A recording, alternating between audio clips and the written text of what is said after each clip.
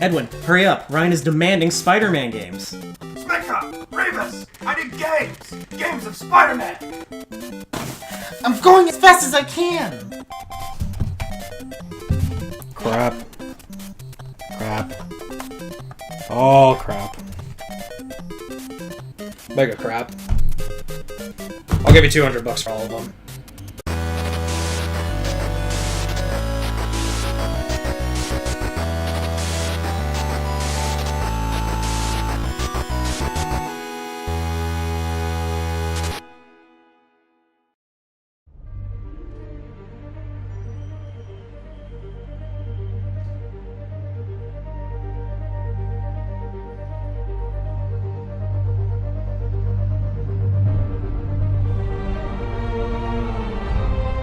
This past year, we were given the best Spider-Man game of all time. Spider-Man for the PlayStation 4 took everything the past Spider-Man games have tried to do and perfected it. Taking inspirations from the Batman Arkham series, this game makes you feel like Spider-Man. Now I know that sounds like some IGN cliche, but it's completely true. The mechanics are so crisp. You have complete control when swinging through the city and fighting enemies. But before this game, there were so many other Spider-Man games that tried their best, and today, we're going to take a look at a couple of those.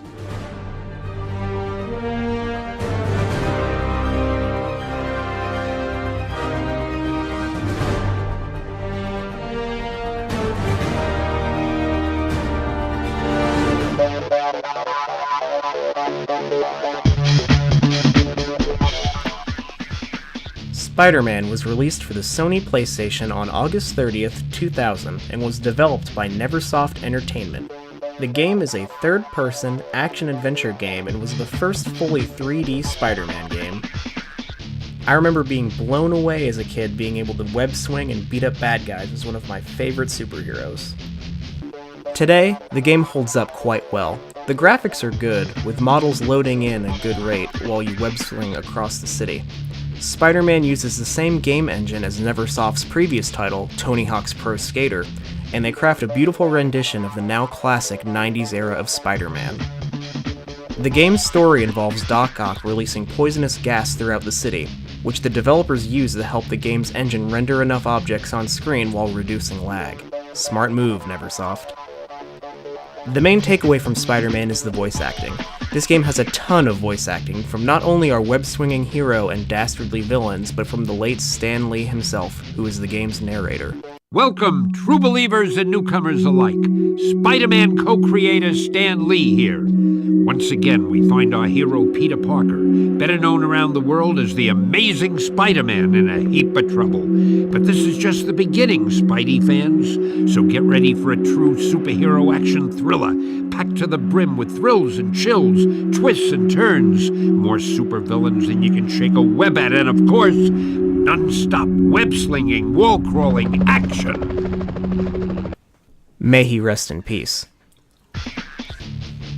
Gameplay definitely revolves around your web abilities. Of course, swinging feels nice, despite the camera being locked once you choose a specific direction to swing to. You can also quickly snap to ceilings and walls, just like a real spider would. Combat brings a variety of options, as you can simply punch and kick your way past danger, or use a combination of web techniques to beat your foes. Webbing your enemies uses web cartridges, which act as a resource you need to conserve throughout your adventure. Spider-Man can also grab additional power-ups, like the Spider Armor, which adds more defense and strength. The game is broken up into various levels, each with their own unique objectives.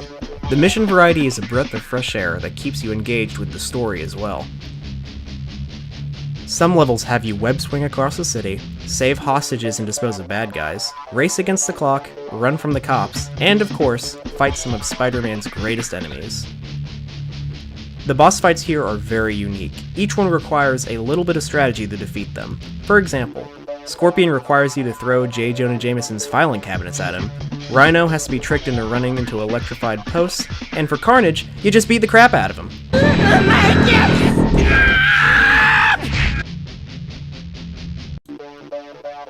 As a kid, I remember using the family computer to look up cheat codes for this game, and there are a ton of unlockables here. There are comic covers for noteworthy events in Spider-Man history, and my favorite, alternate costumes. There are a lot here, and even some I don't recognize. Also present is Kid Mode, which makes the game way too easy, but great for younger gamers just to have fun. And nearly everyone in the cast says it too. Kid Mode. Kid Mode. Kid Mode. Spider-Man on the PS1 is definitely worth your time, even if you are remotely a Spider-Man fan. This game packs so much charm, and you can really see the dedication and love put behind this game. After Spider-Man's release, Neversoft really picked up traction with the Tony Hawk series, and later taking the reins on Guitar Hero. Spider-Man would get a sequel, Spider-Man 2 Enter Electro, but it was developed by Vicarious Visions. Sometimes I wonder what a true follow-up from Neversoft would have looked like. If you pick up this game, I'd recommend spending the extra money to get the Dreamcast version for the best visual experience.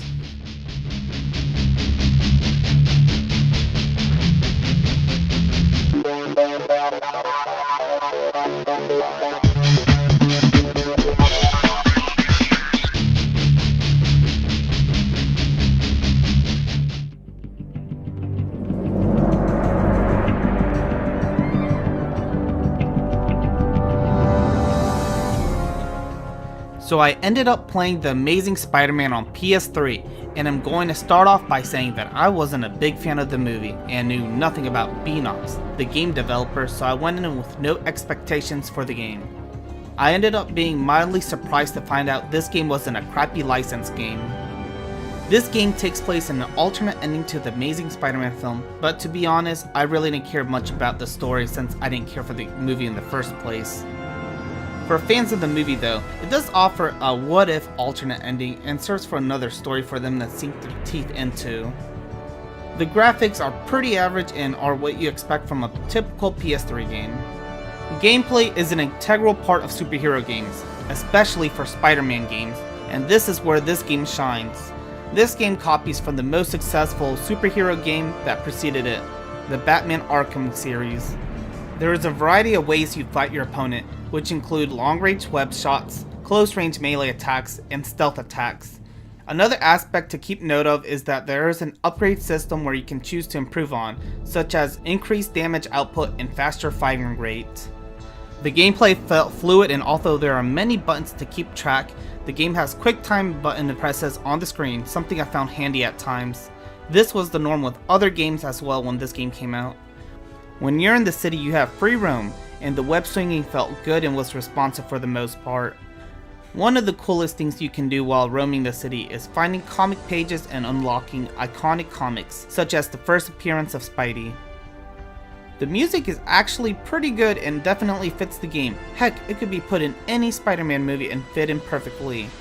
Turns out the music was composed by Gerard Marino, who had previously worked on the God of War games.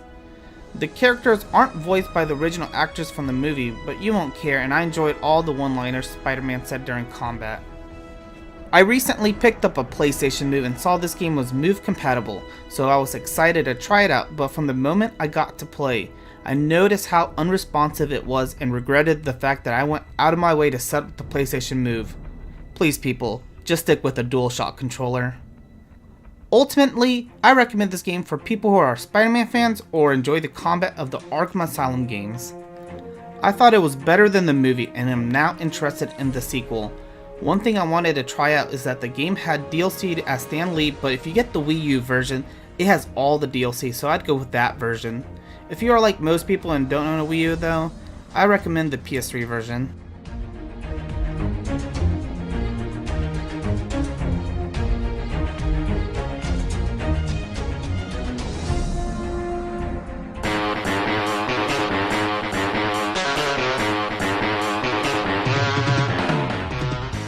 Spider-Man Venom Maximum Carnage is a highly underrated game in my opinion.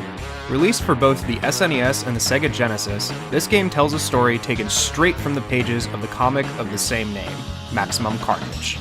The SNES version is easily superior to the Genesis version for this game, by the way. The story cutscenes are literally animated comic book pages, and the game fills itself with a ton of familiar Marvel characters such as Cloak and Dagger, Deathlock, and even Captain America shows up. For a beat-em-up game, the game has a lot of options for combat. You can do jump attacks, web of enemies, or just your basic punching and kicking. It also has web swinging, but unlike the other games we talked about, it's nothing to write home about. The game also encourages you to wall crawl and explore the levels, because you might find a health recovery or even a character icon. Character icons allow you to call other heroes to the field and have them launch an attack which usually clear the screen or heavily damage enemies, so use them carefully as you only get a couple per character. The levels tend to be pretty varied, though you will fight in the alleyways a lot more often than I would have preferred, but there's also the rooftops, parks, a nightclub, or even the Fantastic Four's base. And once you reach a certain part of the game, the story will split, and you have the option of either continuing to play as Spider-Man or switching to the villain/antihero, Venom. They tend to play it fast and loose with Venom's allegiance, so enjoy him while you can, as he is very fun to play, and he feels a lot stronger than Spider-Man. The enemy variety starts off pretty good, but once you get about a quarter of the way through the game, things start to feel a little repetitive. You fight the same enemy grunts wave after wave, and then you either fight a boss enemy who you will see as a regular grunt in the later levels, or the same group of villains over and over again. Fighting the villains can be a little annoying as well. The fights feel repetitive after you fought the same group for the 4th time.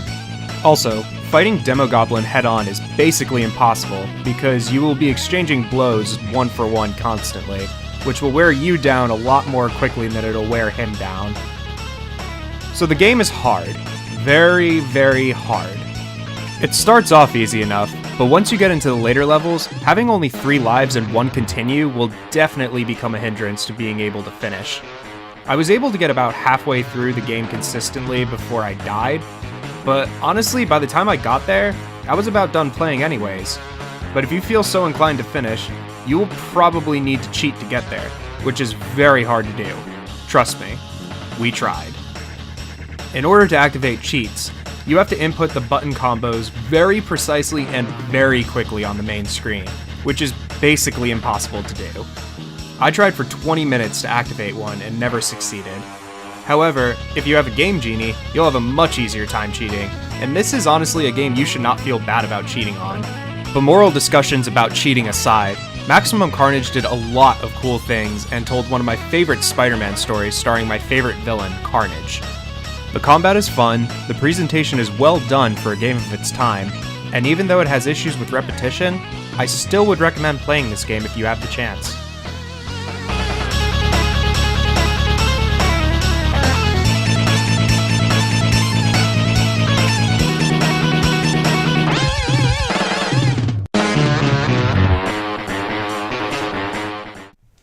Wow, Maximum Carnage is actually pretty fun. You still enjoying Spider-Man PS4, Ryan? This game makes me feel like Spider-Man.